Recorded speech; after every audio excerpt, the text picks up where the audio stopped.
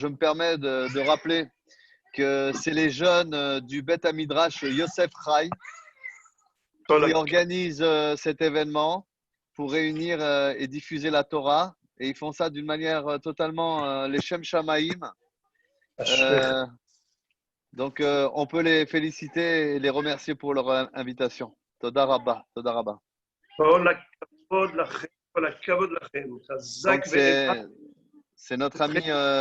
c'est notre ami Michael Dahan qui nous a conviés. Donc, Michael, si tu veux dire un petit mot. Aujourd'hui, c'est un honneur de vous retrouver avec nous. Rabba, c'est réciproque. Plaisir partagé. Eh bien, merci de m'avoir convié pour cette intervention. Le thème sera celui de la force de l'union d'Israël.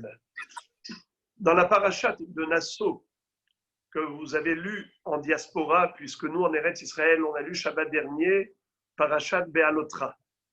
Celle que vous allez lire, Be'ezrat Hashem, Shabbat prochain, eh bien, on retrouve la fameuse bracha qui s'appelle Birkat Kohanim. En effet, Hashem demande aux Kohanim de bénir Israël, de bénir le peuple juif. Et comment est-ce qu'il va lui dire? Il va même donner les termes de la bénédiction. On les connaît, ces brachot. Yevarechecha Hashem veishmerecha, que Hakadosh Baruch Hu te bénisse et te protège. Nachon? Mais avant cela, avant de dire Yevarechecha, Hashem dit à Moshe de dire à Aaron comment bénir Israël. Comment? Amor lahem Yevarechecha Hashem vishmerecha. Dis-leur que Dieu te bénisse et te protège. Vous avez tout de suite constaté l'incohérence, puisque dis-leur, c'est un pluriel. Yevarechecha, que Dieu te bénisse, c'est au singulier. Donc évidemment, c'est anormal, c'est incohérent. On commence une phrase au pluriel et on termine au singulier. Quel est le sens? La réponse, la bracha réside justement dans ce phénomène de pouvoir transformer le pluriel en singulier. Si Am Israël devient Keish Echad Belev Echad, comme un seul homme d'un seul cœur, eh bien, c'est là où il aura toute sa force, toute sa bracha, Yevarechecha au singulier.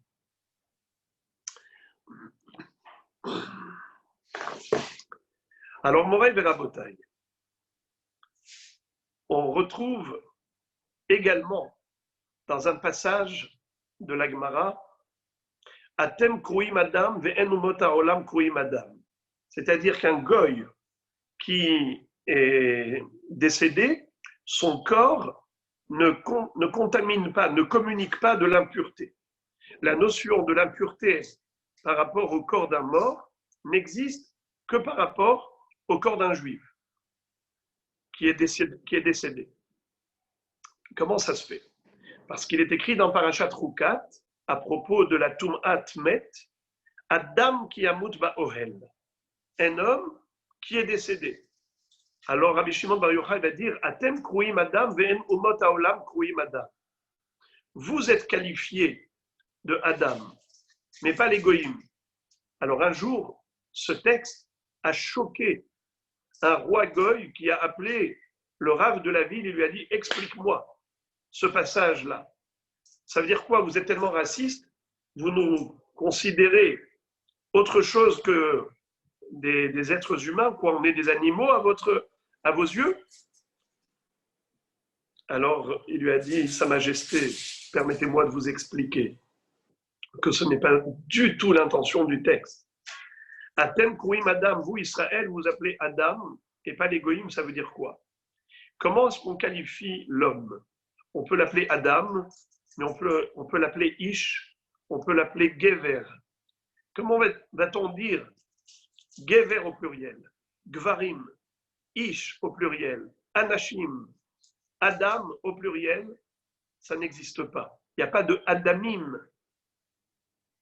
Adam, c'est toujours au singulier. Ce qui veut dire qu'en effet, Atem Kruim Adam, vous Israël, vous êtes appelé Adam comme un seul homme, car en effet, les Juifs, de par le monde, se retrouvent dispersés dans les 4 points cardinaux. Et tout de même, nous voyons que lorsqu'il arrive quelque chose, une détresse quelconque, à n'importe qui dans le monde, eh bien, ça nous fait souffrir. Si quelqu'un est dans la galère, voyez-vous quelle solidarité il y a au sein du peuple juif. Tout le monde se mobilise. On ne laisse personne sur le bas-côté de la route. Pendant les fêtes, on va collecter des fonds pour donner aux plus démunis. Et on pense toujours aux autres. La douleur des autres nous fait souffrir. Leur bonheur nous réjouit. Ça, c'est l'unité d'Israël. Atem Kouim Adam. Et c'est là le secret de la bracha.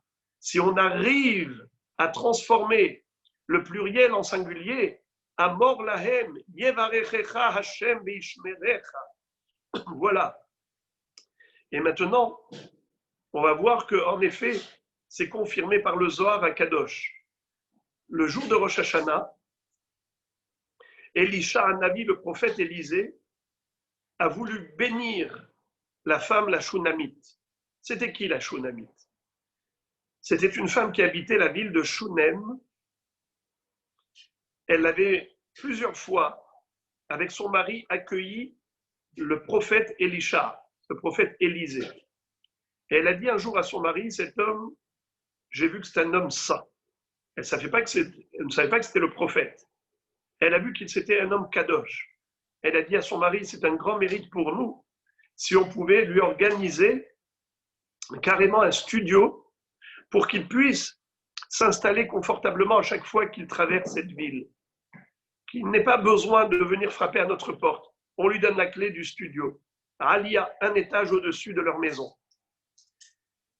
Et le prophète Elisha a été tellement touché, tellement ému de leur gentillesse, leur générosité, qu'il va dire à son élève Gehazi, comment puis-je les récompenser? Qu'est-ce que je peux faire à ce couple pour le réjouir? Il lui a dit, Rabbi, c'est un couple âgé qui n'a pas eu d'enfant. Si vous pouvez leur faire une bracha pour qu'ils aient une progéniture, il n'y a pas de plus beau cadeau que celui-ci. Alors, c'était le jour de Rosh Hashanah.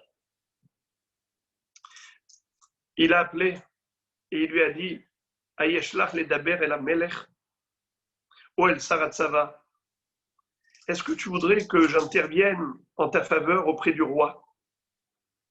Disrachamim, ce jour-là, c'était le jour de l'an, le jour du jugement, le jour de Rosh Hashanah. Il lui a dit, je peux plaider en ta faveur auprès d'Akadosh Baruch Hu, qui est le roi des rois. Elle va lui dire non, non. Je ne veux pas être évoquée toute seule. Je ne veux pas être mentionnée séparément. Betor ami anochi yoshavet. Je voudrais être considéré comme une personne parmi mon peuple. Je veux être fondu dans la masse. Je ne veux surtout pas que Akadosh Baruch Hu me juge à moi individuellement. Je voudrais faire partie du peuple juif. Pour moi, c'est une sécurité, c'est une garantie de survie et de sécurité encore plus importante que l'intervention du prophète Elisha. Ce qui veut dire que, en effet, le jour de Rosh Hashanah, on a besoin de mérite. Le plus grand mérite, eh bien, c'est l'union. L'union fait la force d'Israël. En effet. Question, pourquoi c'est comme ça? Pourquoi est-ce que, si on est unis, eh bien, Kadosh Baruch Hu nous jugera positivement, favorablement, le jour de Rosh Hashanah et à tout moment de l'année? Quel est le secret de l'union? Alors, je vais vous rappeler un épisode très, très émouvant, très passionnant du Navi. Il était une fois à l'époque de Eliyahu an-Navi. Il y avait un roi contemporain qui s'appelait Ahav. Ce roi était un idolâtre.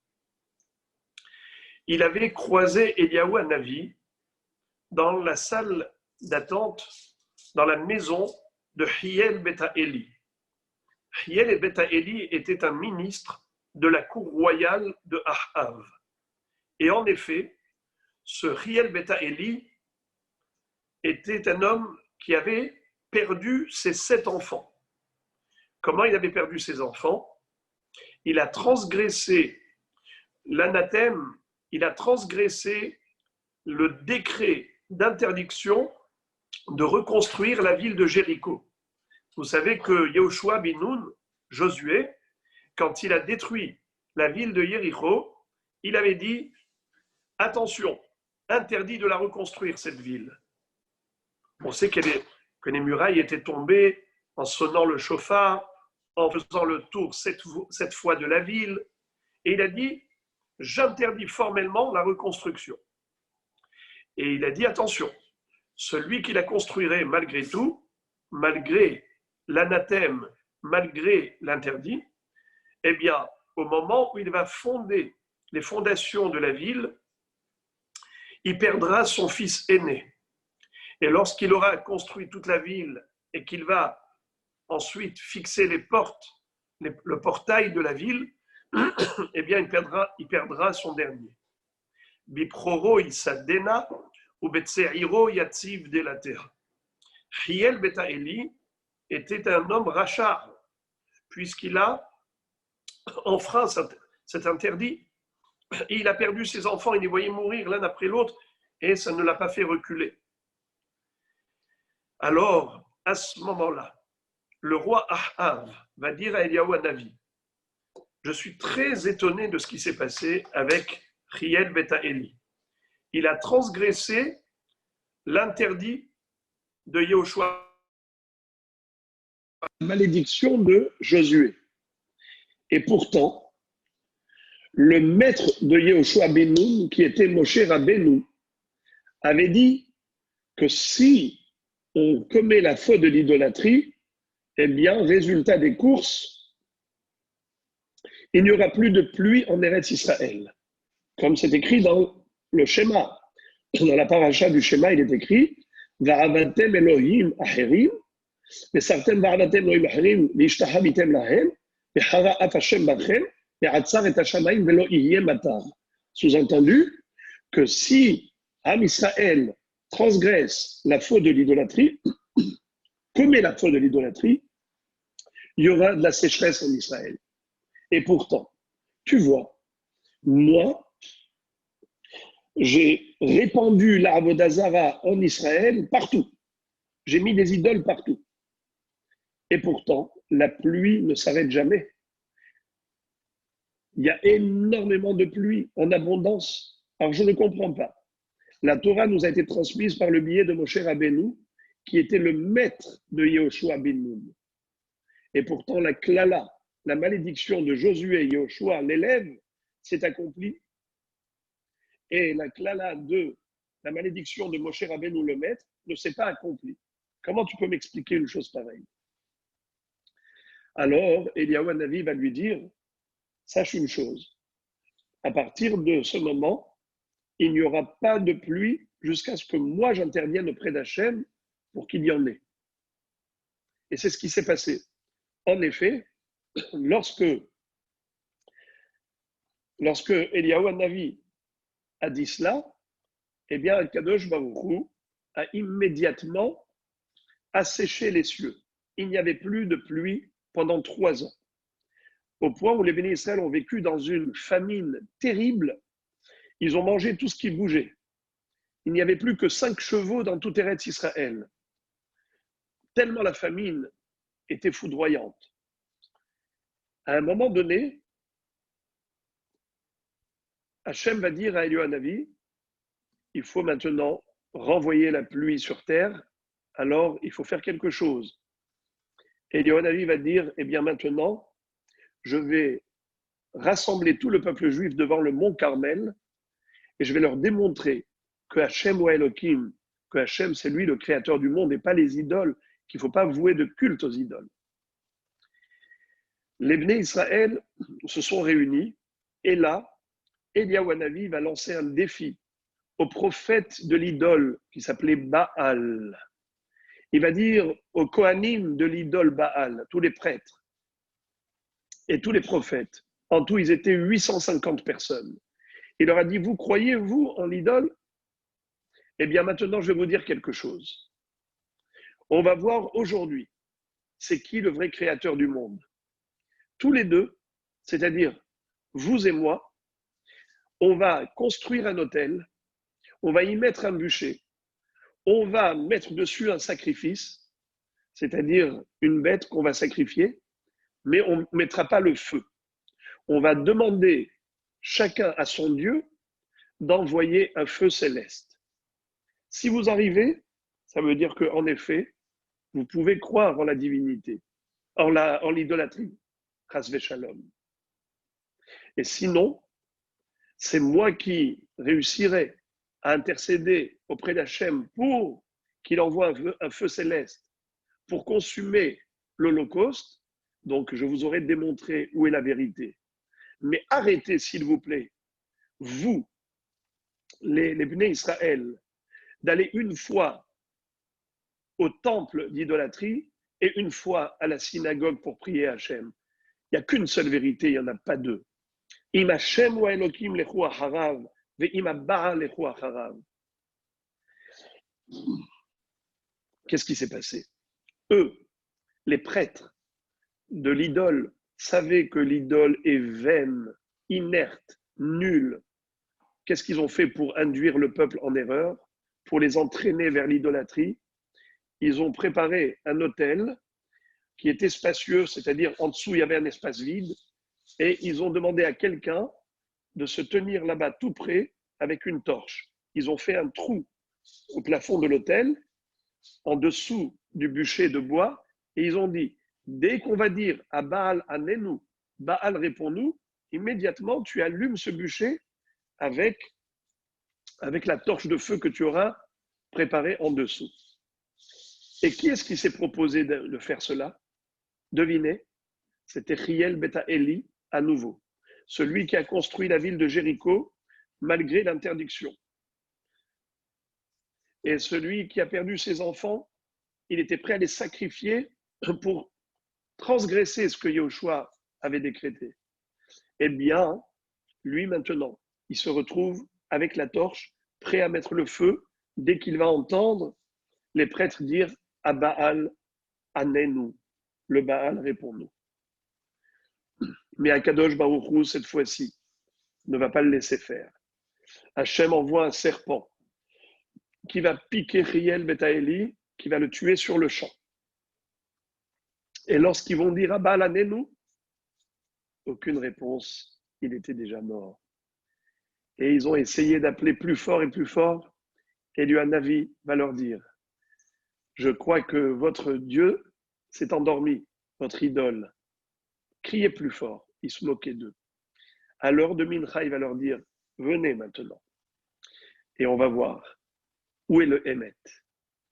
Il va leur dire, la preuve que le feu qui va consumer mon sacrifice, c'est un feu céleste et pas un feu terrestre, c'est que je vous demande de creuser autour de l'autel une tranchée que vous allez remplir d'eau. Mettez de l'eau sur le bûcher, sur le sacrifice, mettez plein d'eau. Le feu terrestre ne peut pas tenir sur l'eau. Le feu céleste, oui. Et c'est ce qu'ils ont fait. Et maintenant, il va dire, Hachem, réponds-moi. Aneni Hachem, Aneni, Akadosh Baruch Hu. Réponds-moi, s'il te plaît, Hachem, réponds-moi. Pourquoi il a dit deux fois, réponds-moi?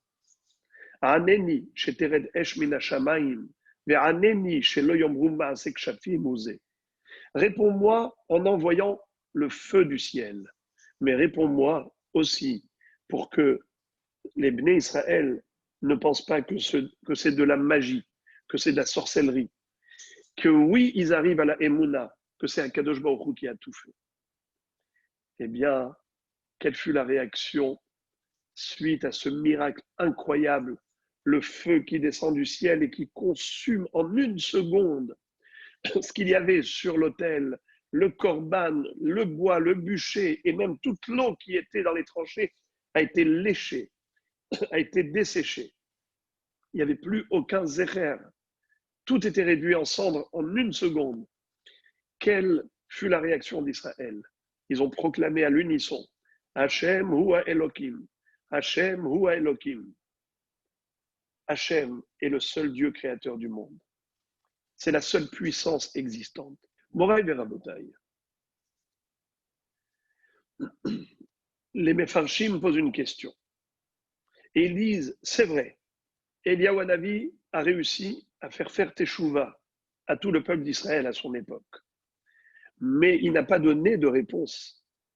La question de Achav était, comment se fait-il que le maître Moshe Rabbeinu, qui a retransmis la Torah, dans la Torah, il est écrit que si on commet la faute de l'idolâtrie, eh bien, il y aura de la sécheresse. Or, lui, il était idolâtre. Il a entraîné le peuple à l'idolâtrie. Il y avait de la pluie abondante, généreuse. Comment ça se fait? Pourtant, Dieu a écrit dans la Torah des choses clairement. Réponse. Écoutez ça, c'est très très fort. Akadosh Baruch Hu a établi des règles. Il a établi des règles, c'est qu'il y a là-haut, dans le ciel, un tribunal qui fonctionne comme dans le tribunal terrestre.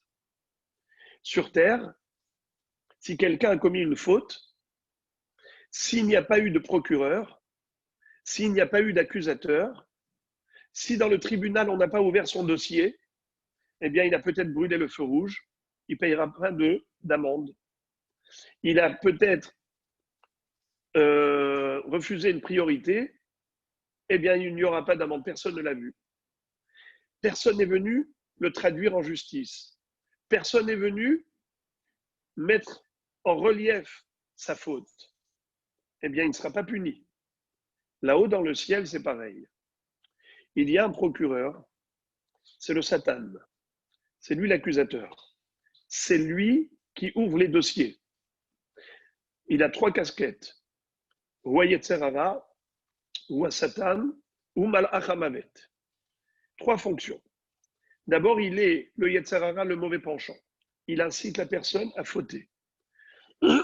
Une fois que la personne a été séduite, elle a commis l'infraction, eh bien, le Yetzer Hara se transforme maintenant en Satan. Satan, ça veut dire mastin, un ange accusateur. Et ensuite, une fois qu'il a obtenu gain de cause par son accusation, Akadosh Baruch Hu lui donne le droit de redescendre en tant que Malach HaMavet, en tant qu'ange de la mort. Alors parfois, Chas v'Shalom, c'est la mort, parfois, c'est des souffrances. Les souffrances, c'est une petite mort également. Eh bien, écoutez bien la règle. Si en bas, il n'y a pas d'accusation, là-haut, il n'y a pas d'accusation. Si nous, entre juifs, on ne va pas s'accuser mutuellement, on va avoir un regard positif les uns sur les autres, on va faire abstraction des défauts des uns et des autres, on va se focaliser plutôt sur la qualité de tous, eh bien désormais, là-haut dans le ciel, le Satan n'a pas le droit d'accuser.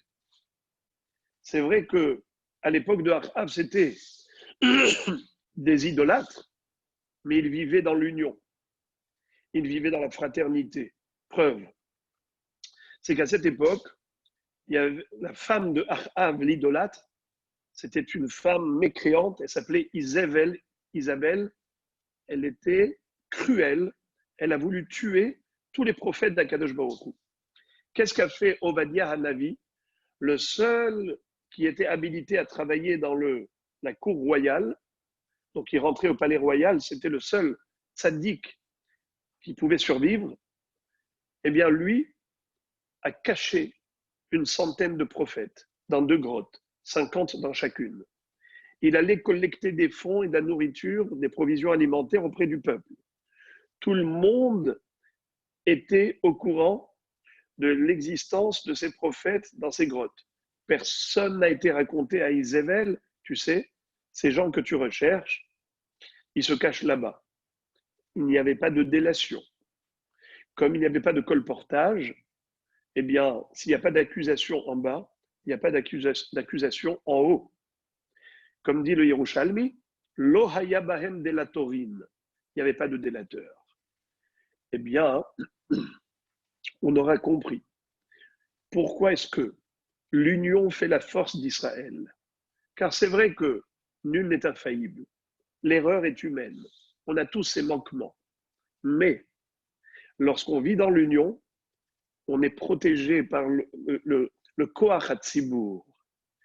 Il n'y aura pas là-haut d'accusation, même si on a fauté. Vous connaissez l'histoire du proviseur? Lorsqu'au baccalauréat se trouve un étudiant qui n'a pas remis sa fiche. Et le professeur lui dit, écoute, maintenant tout le monde a rendu sa fiche, toi aussi pose-la sur le bureau. Et lui dit, est-ce que vous savez qui je suis? Alors du coup le professeur lui dit, ça veut dire quoi ça?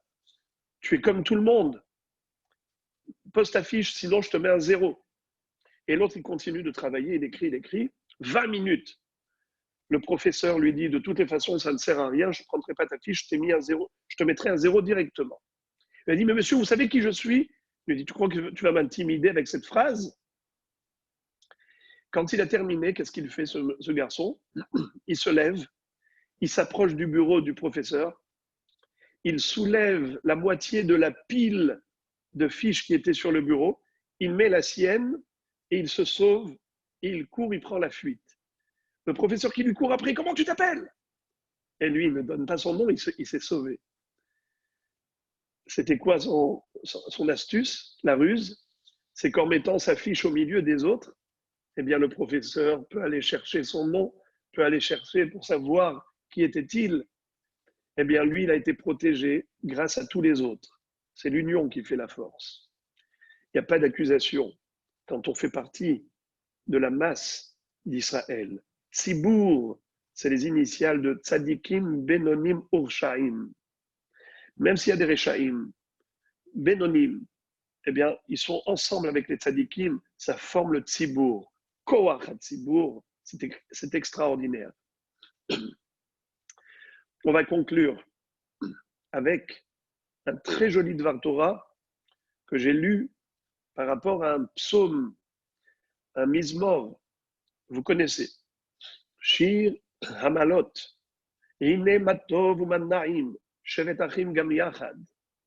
Kashemen atov al harosh sheyored al hazakam. זקן אהרון שיורד על פי מידותיו, כטל חרמון שיורד על הררי ציון, כי שם ציווה השם את הברכה, חיים עד העולם. C'est-à-dire, dans ce passouk, David Amelech nous dit, il est ô combien beau et agréable de voir des frères ensemble.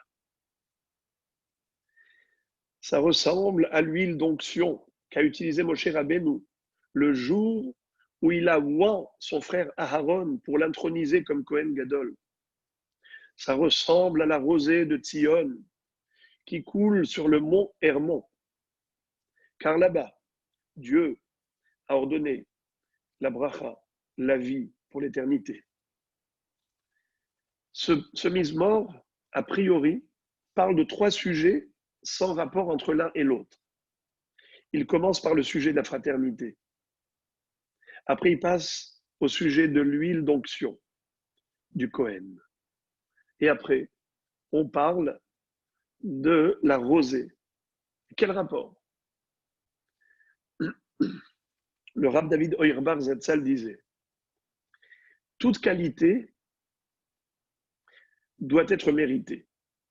Il n'y a rien qui n'est offert gratuitement.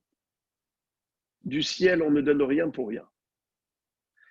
Il faut faire des efforts pour recevoir en retour les cadeaux divins. Mais il n'y a que 3 éléments qui sont gratuits.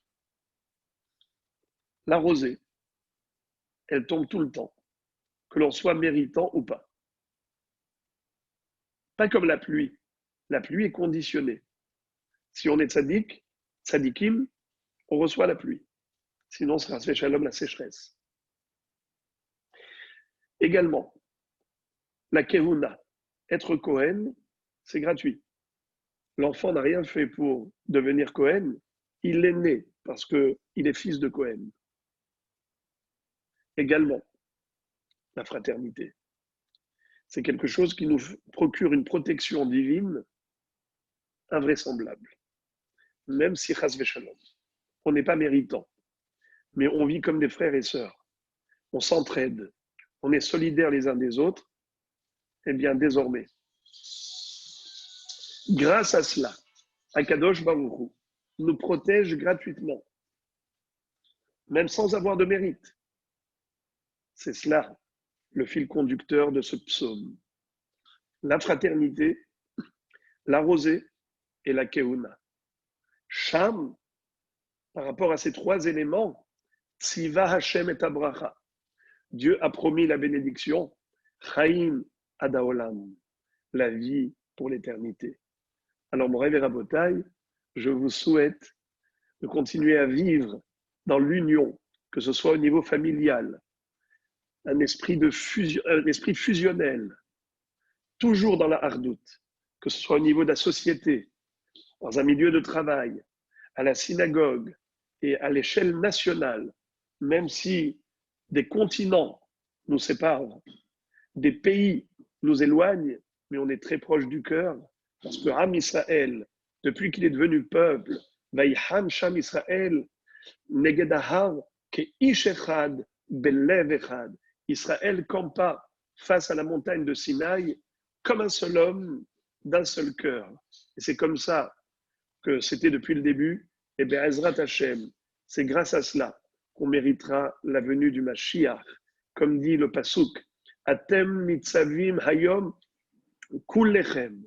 Vous êtes forts, puissants lorsque vous êtes ensemble, kullechem. Et là-bas, le Midrash Tanchuma cite le Pasuk, Vehaya lach Hashem le'or olam. Et Dieu sera pour toi une lumière éternelle. Et Matai, quand est-ce que ça va se passer? Lorsque vous serez be'aguda achad, comme une botte de roseaux. Lorsqu'on a des roseaux, chaque roseau est faible, fragile, on peut le casser facilement.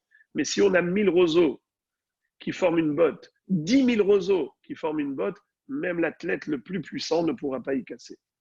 Eh bien, nous dit le Midrash, c'est exactement cela, la notion de Hardout. Ça nous donne une force devant un Kadosh Baruch Hu pour nous protéger de tout le mal du monde. Alors, Yehi Ratson, qu'il en soit ainsi, qu'on arrive à cette Hardout, cette Ahava ve'ahva shalom ve're'ut, et Hashem yevarech et amo b'shalom. La dernière bracha de la Hamida, c'est la bracha du shalom. Nous disent nos maîtres qu'après toutes les demandes, qu'est-ce qu'on demande? La paix. Pourquoi? Nous disent Rachamim, im en shalom en klum. On a beau tout avoir, s'il n'y a pas de paix, on n'a rien. Si on a la paix, eh bien on a tout. Que Kadosh Baruch Hu nous aide et déverse sur nous toujours sa bonté pour une paix pour l'ensemble du clan d'Israël, pour l'ensemble de l'humanité. Ken Yehi Ratson, Toda Rabba.